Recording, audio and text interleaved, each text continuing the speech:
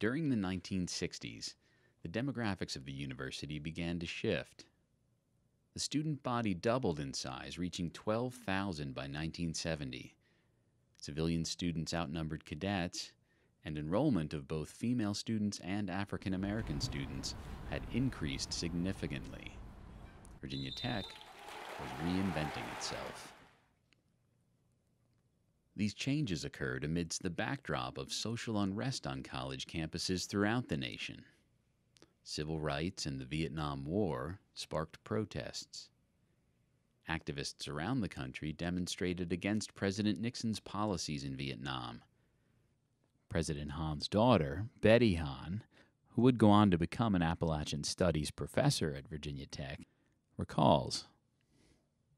Things very much escalated on campus at that point, though they had been building all year. At that point, things kind of went crazy here. On April 14, 1970, about 200 civilian students held a protest in front of Virginia Tech's War Memorial Chapel. The students blocked the Corps' drill practice by forming a line in front of them. Students carrying American flags and toy guns marched alongside the cadets. One company was blocked from leaving the field upon the completion of their drill and had to be escorted by marshals. In response, the university administration issued an injunction against 8 students and 2 faculty for, quote, committing acts of riotous, disorderly, and disruptive conduct. In response to the shooting of 4 students at Kent State on May 4, 1970, the Student Government Association called for Virginia Tech's participation in the National Student Strike Against Death. 300 students rallied outside of President Han's house on May 5th, calling for his support for the strike. Appearing in his bathrobe and slippers, the president indicated that he could not cancel classes without approval from the university council. Subsequently, the council declined to vote for the cancellation of classes, but allowed students attending the protest to make up classwork without penalty.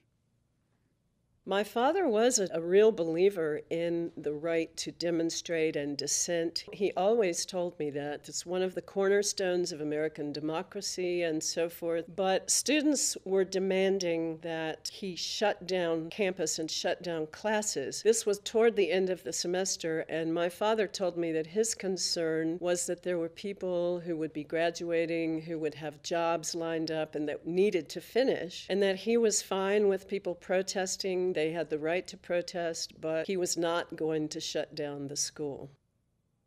On May 11th, 23 architecture students occupied Kogel Hall. They were convinced to leave the building voluntarily after speaking with faculty from the architecture department. Suspensions followed.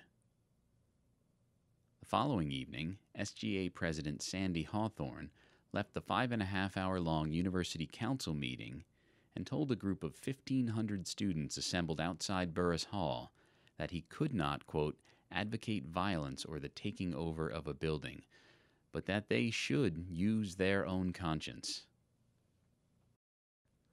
Later that evening, approximately 160 students occupied and barricaded Williams Hall.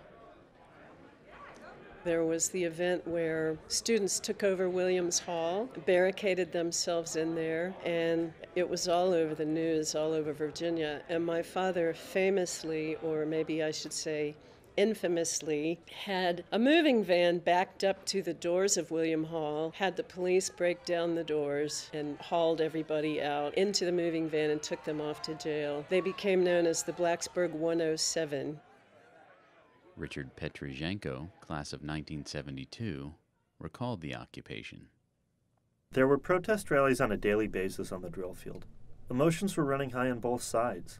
Someone suggested that stronger action was needed to send a message. Out of a tremendous sense of frustration, a few bold individuals announced that they were going to take over Williams Hall and shut the university down. I stood there for a long while deciding what I would do. In my heart, I knew that I had to take part. State troopers were called in to remove the students. Early in the morning of May 13th, the students who had formed a defensive perimeter around the building were quickly pushed back by troopers and police dogs. Students who would not evacuate the building were forcibly removed by troopers. 107 students were arrested on site, most charged with trespassing. The students were initially expelled from the university, however, the expulsions were later changed to one-year suspensions. That night, students protested the arrests. From Williams Hall, the group made its way across the drill field as more students joined the walking protest. The crowd marched to Squires, Main Street, the Lower Quad, and finally, President Hahn's house. Outside his home, a crowd of 1,250 called for amnesty for the arrested students and for a statement from the president.